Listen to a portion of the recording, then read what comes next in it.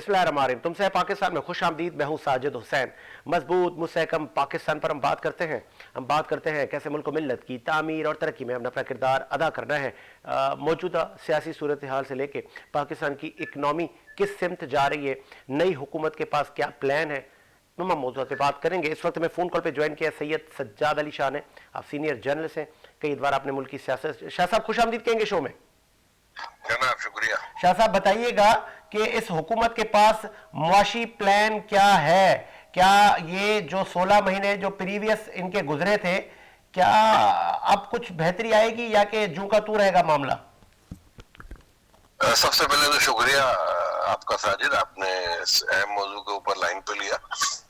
और बात यह कि जो साबिका तजर्बा है 16 महीने का शहबाज शरीफ की हुकूमत का पीडीएम के साथ, वो बड़ा बड़ा एक्सपीरियंस है। अवामी, मुआशी और जो भी शहरी हालात थे, जो भी मामला थे, उसके हिसाब से मैं कहूंगा कि वो बड़ा बेड एक्सपीरियंस रहा 16 महीने का। ठीक है, तो ठीक है। अब सॉरी फॉर इंटरप्ट। शाह साहब आप कॉल पे रहिएगा। मुझे चेयरमैन आबाद इस वक्त ज्वाइन किया है, आसिफ समसम साहब ने। खुश आमदीद कहेंगे चेयरमैन साहब। जी थैंक यू साजिद भाई, बहुत शुक्रिया। चेयरमैन साहब बताइएगा सरिये की क्या पोजीशन है और नई आने वाली हुकूमत के पास मुआशी प्लान क्या है? बिस्मिल्लाहिर्रहमानिर्रहीम। मैं पहले यही बात करूंगा कि जो नई आने वाली हुकूमत है उसके पास माशी प्लान की, तो मुझे याद है कि इलेक्शन से पहले भी, ड्यूरिंग इलेक्शन भी हमने बात की। मैं आज फिर ये दोहरा देता हूँ कि तक इंटरेस्ट रेट ये कम नहीं करेंगे, चाहे उसके लिए कितनी भी फंड्स करनी पड़े, जब तक ये बैंकों में पैसा इंटरेस्ट के ऊपर जाता रहेगा। यकीन करें कि ये जो हमारे सेक्टर हैं, 18 सेक्टर हैं इंडस्ट्री के पाकिस्तान में, वो तमाम के तमाम मुतासिर रहेंगे। और इनके मुतासिर होने का मतलब है कि आपकी लोकल इंडस्ट्री जो है वो रुकेगी। इसी तरह हमारा जो सेक्टर है, आपको पता है कि जब लोकल इंडस्ट्री, हमारा सेक्टर में काम रुकता है तो लोकल इंडस्ट्री में भी काम बंद हो जाता है, रुकता नहीं है, बंद हो जाता है। इसी तरह मिलियंस ऑफ लोग, हमारे जो मिलियंस ऑफ लोग पाकिस्तान, ये अगर इन्होंने फौरी तौर पे इस इशू को टेकअप ना किया, और ये जो बातें हैं रियल एस्टेट के हवाले से मैं कुछ दिन पहले भी सुन रहा था कि जब तक ये जस्टिफाई नहीं हो जाती इनके पास कि रियल एस्टेट पे टैक्स लगाने से गरीब आदमी को जो घर है वो महंगा पड़ेगा, बजाय इसके कि हम ये बात करें कि रियल एस्टेट पे टैक्स लगाएं या टैक्स नेट पे लाएं, हम एक्टिविटी को बढ़ाएं। हमारी एक्टिविटी बढ़ेगी, टैक्स भी जनरेट होगा, चीजें भी ठीक हो जाएंगी। अगर वो यही पिछली हुकूमतों की तरह यही बात करते रहे कि IMF से पैसे लेने के लिए जो है रियल एस्टेट को टैक्स करेंगे, तो मैं समझता हूं कि आप बुलाएं हमें, हमसे पूछें, हम आपको बताते हैं कि आप रियल एस्टेट पे जो टैक्स ले रहे हैं ये जाता तो एंड यूजर पे। ये वर्टिकल तामीरात में जो गरीब आदमी है, जो आपके इंस्टॉलमेंट पे मुश्किल से घर लेता है, उसको ये पे करना पड़ता है। तो ये कौन सा टैक्स है जो रियल एस्टेट पे लगा के अमीरों के नाम पे लगा के गरीबों से लिया जाए? अच्छा, मुझे ये भी बताइएगा कि अगर सरिये की कीमतें बढ़ेगी, सीमेंट के प्राइसेस बढ़ेंगे, तो फिर जिस तरह आपने कहा कि फाइनली लोड जाता है लोअर मिडिल क्लास पर, तो फिर कोई मैकेनिज्म तो आप लोगों ने, कोई प्रपोजल तो तैयार किया होगा हुकूमत को देने के लिए? देखिए, मैं एक बात बड़ी क्लियर कह दूं कि अब आपने जो बात की ना कि सरिये की कीमतें बढ़ेंगी, सीमेंट की कीमतें बढ़ेंगी, तो अब हमारे में ताकत ही नहीं। अच्छा, अब ये जो आज जो प्राइस है ना, वो प्राइस हमारे लिए नाकाबिले बर्दाश्त है। इंडस्ट्री को चलना मुश्किल है इन प्राइस में डिलीवर करना मुश्किल है। ये बिल्कुल पीक पे प्राइसेस है, और अगर आप मजीद प्राइस बढ़ाने की बात कर रहे हैं तो मैं समझता हूं कि ये जो बचा कुचा थोड़ा सा वो काम है जो डिलीवर करने के लिए हमारे लोग मेहनत कर रहे हैं, वो भी जो है ना वो बंद। तो फिर इसका लाएअमल क्या होगा? चेयरमैन आबाद की हैसियत से आप लोग क्या इनिशिएटिव लेंगे अगर हुकूमत ने आपके इन प्रपोजल पे काम न किया? देखिए, ये जो हम तो वर्टिकल तामीरात वाले लोग हैं, आपको पता है आबाद के जो ज्यादातर मेंबर होते हैं, और वर्टिकल तामीरात उन लोगों के लिए बनाई जाती है। जब हम बात करते हैं 1 करोड़ 1.25 करोड़ घरों की शॉर्टेज है पाकिस्तान में, और वो इंस्टॉलमेंट पे लेते हैं। अगर उन्होंने, हमारी ये बड़ी अहम तरीन इंडस्ट्री है, अगर इसकी अहमियत को नहीं समझा, हमसे अगर वो कोऑर्डिनेशन नहीं करते, हमसे वो मुशावरत नहीं करते, जो कि अक्सर वो नहीं करते, तो मैं नहीं समझता कि ये जो इन्वेस्टमेंट होती है ना, इन्वेस्टमेंट डरपोक होती है, लोग यहाँ से शिफ्ट हो जाते हैं। ये इन्वेस्टमेंट अगर आप लोगों की यहाँ फंस जाएगी या आप उसको रोकेंगे तो वो फिर फर्दर कोई इसमें काम नहीं करेगा इस सेक्टर में, और काम नहीं करेगा तो क्योंकि इन्वेस्टमेंट आपको पता है कि उसकी कोई बॉर्डर नहीं है, तो वो फिर लोग जो है ना और मजीद रेवेन्यू लास्ट में चेयरमैन साहब एक मासूमाना सवाल, एक खबर एक हमारे पास अक्सर सुनने में आ रही है लास्ट 6 मंथ से कि बहरिया में काम नहीं है। तो सिर्फ बहरिया में काम नहीं है, बहरिया में लोग इन्वेस्टमेंट नहीं करते, या कि अब पूरे कराची का ये हाल है? देखिए, बहरिया की जो चीजें हैं ना, बहरिया का अगर हम बात करें वो टोटल डिफरेंट है कराची वर्सेस बहरिया। अगर बात करें बहरिया में काम ना होना, उसकी कुछ डायनेमिक जो चीजें हैं वो थोड़ी डिफरेंट है। और चूंकि जब भी कोई प्रोजेक्ट ऐसा जो कराची से दूर होता है वो एंड यूजर की तरफ जाता है, तो एंड यूजर जब आता है तो वो फिर एक्चुअल उसकी प्राइस जो है ना वो डिफाइन करता है, क्योंकि वो एंड यूजर है, उसने रहना है, उसको पता है कि एक्सपेंस कितने हैं। तो बहरिया को और कराची को हम मैच नहीं कर सकते, लेकिन हमारा हमेशा से ये कहना है कि देखें, बहरिया में काम चले, कराची में काम चले, एक्टिविटी चलनी चाहिए।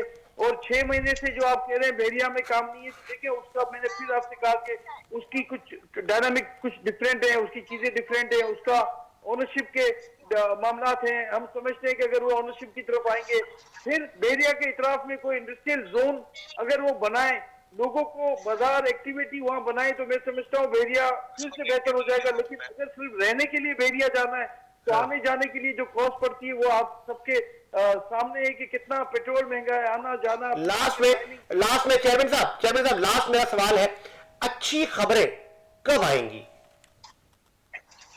मैं उम्मीद करता हूँ, हम उम्मीद का दामन तो नहीं छोड़ते, हम अल्लाह से उम्मीद रखते हैं, हम अल्लाह ताला से मदद भी मांगते हैं। इंशाअल्लाह ताला अल्लाह ताला हालात ठीक कर देंगे।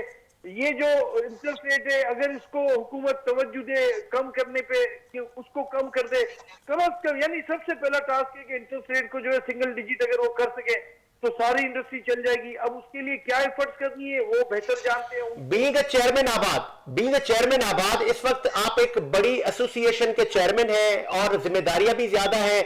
आप जाके वजीर आजम शहबाज शरीफ से 1-to-1 मुलाकात करें और प्रपोजल दें, हमें उम्मीद है कि वो मना नहीं करेंगे।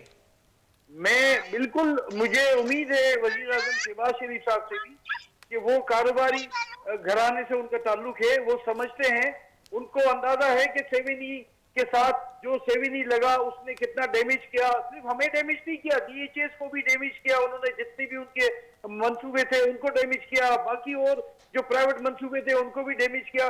तो इंशाअल्लाह ताला हमें उम्मीद है हम शहबाज शरीफ साहब से जल्द कोशिश करेंगे मुलाकात करने की। और सिर्फ हम बात ये नहीं करेंगे कि हमें हमारे जो ये जो रियल एस्टेट के हवाले से जो मुश्किलात हैं, हम ये भी बात करेंगे कि क्या ऐसी चीजें हैं जो अगर हम वो इकदाम उठाएं तो इस मुल्क में ये मईशत में ये जो सेक्टर है ये तेजी से चलना शुरू हो जाएगा। ठीक है, बहुत शुक्रिया चेयरमैन आबाद, आपने अपना कीमती वक्त दिया। और चेयरमैन साहब ने बड़ी खूबसूरत बात की कि हम प्रपोजल बहुत जल्द लेके जाएंगे वजीर आजम शहबाज शरीफ के पास। शाह साहब, आपने गालबन चेयरमैन आबाद को सुना कि वो जो इकनॉमी की एक बड़ी गंभीर सूरत हाल है, आपसे भी मेरा ये सवाल है, अच्छी खबरें कब आएंगी शाह साहब?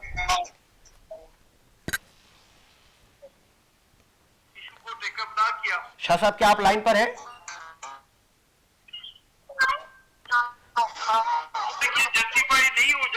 सैयद सज्जाद अली शाह साहब, आप लाइन पर हैं? शाह साहब, मेरा सवाल यह है कि अच्छी खबरें कब आना शुरू होंगी सर? बिल्कुल, मैंने तवज्जो से सुना चेयरमैन आबाद की गुफ्तगू को। जी बिल्कुल आ रही है। बात यह है कि अच्छी खबरों का जो आप अभी जिक्र कर रहे हैं और जिन तहफ़्फ़ुज़ात का उन्होंने भी इज़हार किया आपने, हम ये समझते हैं कि जो 16 महीने का बर्ड एक्सपीरियंस रहा, इस वक्त मौका है शहबाज शरीफ के पास, 2/3 मेजोरिटी से वो बैठे हैं और इकोनॉमिकली जो है वो मुल्क को इस वक्त सही करने के लिए उनको बेहतर इक़दामात की जरूरत है। और हम देख रहे हैं कि ताहाल जो है वो वजीर खजाना का इंतखाब नहीं हो सका है, फैसला कुन मामले में वजीर खजाना का मामला नहीं गया है। तो इसका मतलब ये है कि बहुत सोच विचार के साथ जो है वो शहबाज शरीफ कोई करीब फैसला करेंगे। इस वक्त तो तमाम ही सियासी रहनुमा जो जी, आप गालबन, आपकी रेंज में नहीं है, आप सिग्नल एरिया में नहीं, आपकी आवाज ब्रेक हो रही है। आप सही हुई नहीं? जी बेहतर है। आप आवाज ठीक हुई है मेरी? जी बेहतर है, बेहतर है। तो बात यह है कि इस वक्त जो है ना, तमाम ही सियासी जितनी भी कुव्वतें हैं वो यही चाहती हैं कि मुल्क की बेहतरी के लिए मिल बैठ के इकोनॉमिकली जो है वो मुल्क को खड़ा किया जाए, मईशत बेहतर की जाए, जिसके लिए जरूरी इकदाम की तरफ तवज्जो की जरूरत है। और शहबाज शरीफ जो है वो इस सिलसिले में जरूर काम करेंगे। IMF के जो में बता रहे हैं जो समझ वो फिर ऐसे इकदाम हैं कि जिसकी वजह से आवाम के मसाइल नहीं आ रहे। अशिया खुर्दनोश की कीमतों का जो है वो बढ़ता हुआ मामला नजर आ रहा है, दीगर चीजों पे भी सख्ती नजर आ रही है, दीगर चीजों की कीमतें भी आसमान पे नजर आ रही है, पेट्रोलियम के ऊपर सबसे आ रहे हैं। देखिए इकोनॉमी मुल्क की सही करनी है, वो तो बिल्कुल कंपलसरी सब्जेक्ट है, उसमें तो कोई दो राय है नहीं। ठीक है, लेकिन ठीक है शाह साहब, आपका राब्ता मुनक़ता हो गया है गालबन, आप सिग्नल एरिया में नहीं, हम दोबारा आपसे राब्ता करते हैं। इस वक्त हमें ज्वाइन किया, आप लीडिंग बिजनेसमैन हैं और पाकिस्तान की इकोनॉमी बड़ी आपकी गहरी नजर है। याकूब पेची साहब ने हमें ज्वाइन किया, खुश आमदीद कहेंगे मोहम्मद याकूब पेची साहब।